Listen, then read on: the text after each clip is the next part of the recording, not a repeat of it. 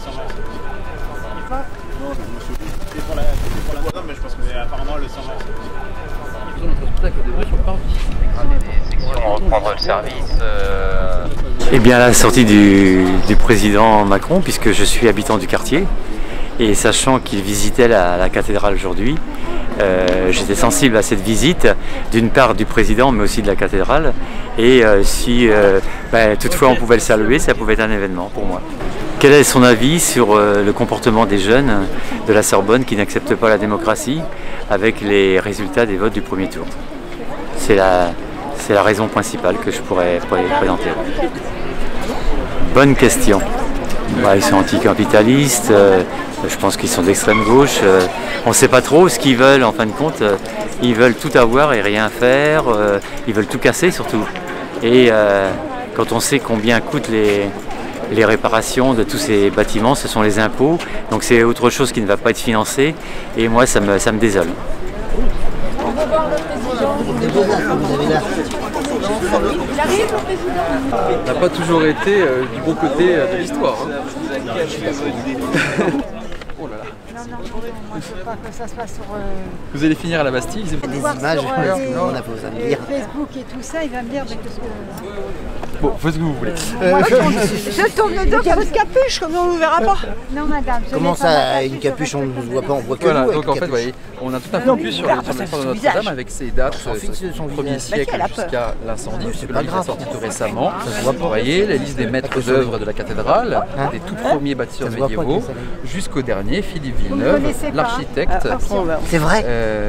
Alors, je m'appelle Guillaume Bertrand et je suis guide de Paris, guide du Paris des légendes, et nous sommes en présence avec mes troubadours et ménestrels. Sieur Thibault, venez rejoignez-nous. Avec plaisir. Je vous présente notre troubadour qui nous vient d'Avignon et en fait ensemble nous avons créé des visites spectacles parisiennes afin de restituer aux Parisiens l'histoire de leur belle cité en chanson et en musique, issus de mon livre Légendes de Paris. Donc ce sont des récits millénaires qui se transmettent depuis des générations, de la place de Grève jusqu'à Notre-Dame de Paris. Et à l'occasion des 3 ans de l'incendie, en fait nous faisons une visite très spéciale puisque nous rendons hommage à la cathédrale et nous allons donc narrer en chanson sa construction et la nuit de son incendie.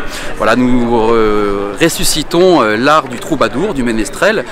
Pendant des siècles, la population était illettrée, ne savait ni lire ni écrire, et ceux qui étaient dévolus à la transmission à la fois des chroniques du royaume et aussi du catéchisme, c'était nous. C'était eux, les ménestrels. Alors les troubadours nous viennent du sud de la France puisqu'ils parlent la langue d'oc, les trouvères nous viennent du nord du royaume puisqu'ils parlent la langue d'oïl, mais ensemble ils chantent des histoires et c'est comme ça qu'avec le temps les histoires sont devenues enchantées. Et comme aujourd'hui nous sommes pour l'anniversaire de l'incendie, le triste anniversaire, et que notre bon roi est à l'intérieur, nous espérons peut-être le saluer et ainsi nous inscrire dans cette longue histoire qu'est la France. Le bon roi parce qu'il est à la tête de l'État, donc et effectivement c'est comme ça qu'autrefois nous appelions Sa Majesté, surtout quand nous sommes troubadours et ménestrels, bouffons pouvons-nous dire, ou fous du roi. Effectivement c'était un petit peu une appellation consacrée parmi ceux qui se permettaient de tutoyer les puissants.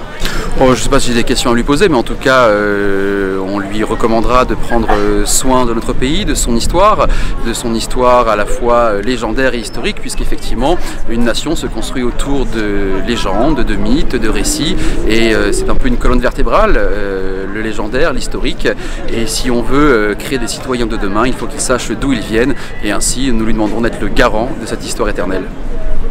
Bah voilà. Je l'avais pas vu moi encore. Ah si, sa voiture est dedans. Voilà, j'avais bien raison, c'est pas sa voiture. Ouais. Ah oui, d'accord. Faites attention. Est-ce qu'on peut le voir? Oh non! On ne le voit pas! Merde. On le voit pas. Voilà, bah voilà. Eh ben c'est pas grave. Eh ben c'est pas grave, la voiture était là, et ben on l'a pas vu. Peut-être qu'il a fait un signe quand on était à l'intérieur.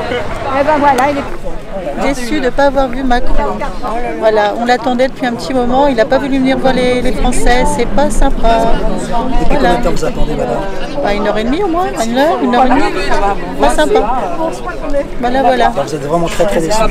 Un petit peu quand même, oui. Voilà. Parce que je sens très J'aurais aimé le voir quand même. Voilà. Je l'ai vu il y a 5 ans, mais pas là. Pourquoi vous pensez qu'il n'a pas voulu voir le Je sais pas. Vous aviez parlé avec lui il y a 5 ans? Oui, oui, parce qu'il était sympathique, oui. Ah oui? Un petit bisou, pas jusque-là. Et ben, du coup, je sais pas pour qui je vais voter, tiens. Voilà, je vais faire la gueule. Maintenant, ce qu'on pense, finalement, c'est qu'il est venu voir où en étaient les travaux. Parce que pour lui, c'est important que la cathédrale soit prête en 2024. Et donc, il n'est pas venu voir les Français. Il est venu voir où en étaient les travaux de Notre-Dame. Nous aussi, on est concernés par Notre-Dame. Mais on était là, juste avant les élections, pour voir ce qu'on appelle notre président. Et notre président, il nous a snobés. C'est dommage. Oh, très déçu, non. Ça n'a pas m'empêché de dormir, hein. Non, ça va. Mais c'est un peu froid, c'est inexistant comme contact. Mais par contre, les autres jours, quand il va en province, il est dans la foule, il est avec des gens souvent qui l'agressent, je trouve. Nous, les gens ici, n'étaient pas là pour l'agresser, c'était chaleureux. Alors pourquoi il va voir les gens qui l'agressent, l'insultent? On voit à la télé des gens qui l'agressent, qui l'insultent. Ici, on était près de Notre-Dame et on voulait voir le président, c'est tout. Pacifiquement. Ah, vous pensez qu'il a peur, vous? Non, mais pourquoi il va là du peuple parisien? Mais pourtant, les gens étaient très cool ici, hein. Donc peur, je ne sais pas s'il a peur, mais quand je vois qu'il va dans des endroits où on ne le respecte pas, soit il y en a un qui lui donne une gifle, l'autre qui l'insulte. Nous ici, on était là près de Notre-Dame, on pensait avoir ne serait-ce qu'une petite main qui sort de la voiture, un salut, je suis là. Rien. Votre choix du vote alors? Je sais pas encore. Et la nuit porte conseil, hein? C'est pas ce qu'on dit? Parce que là, beaucoup de gens ont été déçus par cette attitude. Parce qu'effectivement, ce sont les Parisiens donc qui sont là, calmement. Ah non, je suis pas déçue de ne pas avoir vu Macron. Ah non, je suis déçue qu'ils ne viennent pas nous voir et qu'on ne puisse pas lui parler, c'est différent. Je sais pas si... Non, il a peut-être pas peur des Parisiens, je ne sais pas s'il a peur des Parisiens, mais il a peur de tout le monde en tout cas. Hein. Voilà. Hein? Il a peur? Et vous avez vu comment il a réprimé tout ce qui a été manifestation.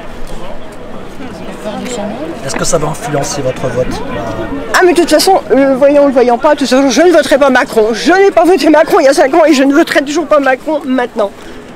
Il se fout de nous quoi. Il se fout de nous. Macron, président de 23% de Français. Ouais.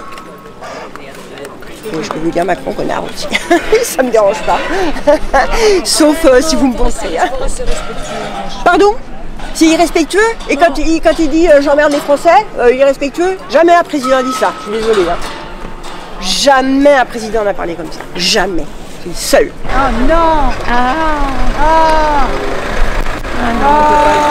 On ne peut pas.